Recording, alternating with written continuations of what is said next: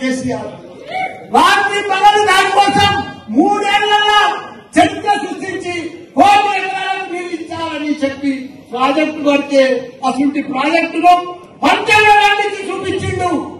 3 లక్షల కోట్ల మెట్రిక్ టన్నుల గాలిని పండించి చరిత్ర సృష్టించింది భారతదేశంలో.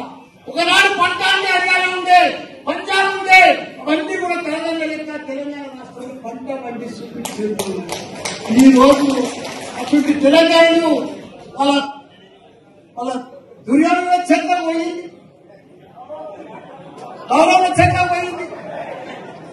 ఆ చట్టం పోతే ఎంత ఘోరము ఎంత పాపము. వాళ్ళకి పరిపాలన వస్తలేదు, వాళ్ళకి అడ్మినిస్ట్రేషన్ వస్తలేదు, వాళ్ళకు అవగాహన లేదు, వాళ్ళకి ఏమీ లేదు. వాళ్ళు ఏం చేస్తున్నారో వాళ్ళకే పంట పడుతుంది, ఇవాళ ఎవరైనా సుఖంగా ఎవ్వరు సుఖంగా లేదు.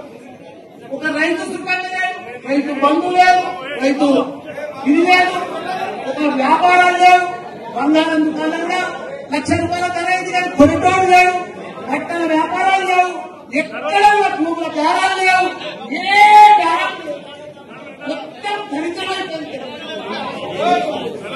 బంగారం అసలు తెలంగాణ 4 ఏళ్ళు అందరూ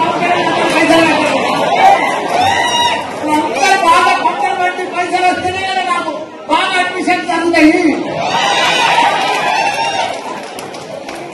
అంత ప్రాబ్లం ఉంది, భయపడేది ఏం లేదు.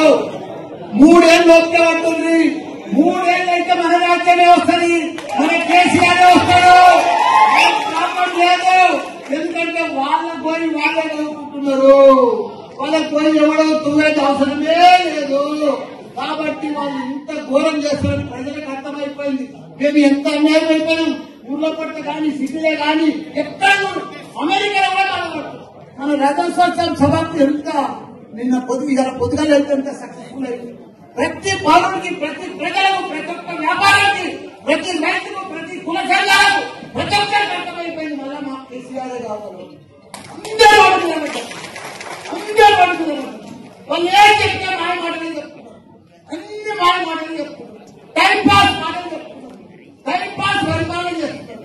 వాళ్ళు ఇక్కడే పొద్దు కూడా కొట్టేస్తారు. ఈ 3 ఏళ్ళు అందరికి అర్థమైపోయింది. వాళ్ళు ఏమి లేరు, పెద్ద పెద్ద ఇస్తామని ఇంత పెద్ద లిస్ట్ చెప్పి కానీ ఒక్క లిస్ట్ కూడా కంప్లీట్ చేయరు. వాళ్ళు చెయ్యలేరు, వాళ్ళతో కాదు, వాళ్ళతో పరిపాలనే కాదు, అర్థం ఫ్లాప్ అయిపోయింది. కాబట్టి మీరు కూడా ఒక సైనికుల లెక్క ఇది మంచి టైం వచ్చింది, మీకు కష్టపడాలి.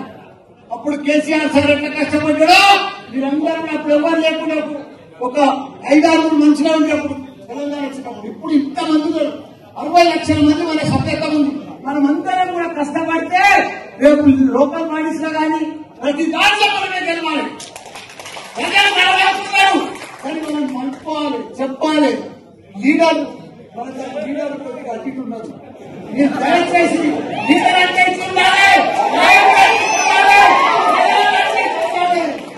దండం పెట్టుకుంటా పోతుంది, గౌరవంగా పోతుంది. పర్ఫెక్ట్ గా వస్తాం, చాలా బాగా వస్తుంది. బాగా మెజార్టీ లోకల్ టైంలో మనం అన్ని గెలుస్తాం. మీరు ప్రజలను ఉండదు తప్పకుండా కేసీఆర్ మనందరికీ కూడా మంచి దినాలు కూడా కోరుకుంటా. జై తెలంగాణ, జై ప్రజలు మన మాజీ మంత్రివర్యులు శ్రీమతి సబీష్ రెడ్డి గారిని మా దృష్టి కోరుతున్నారు.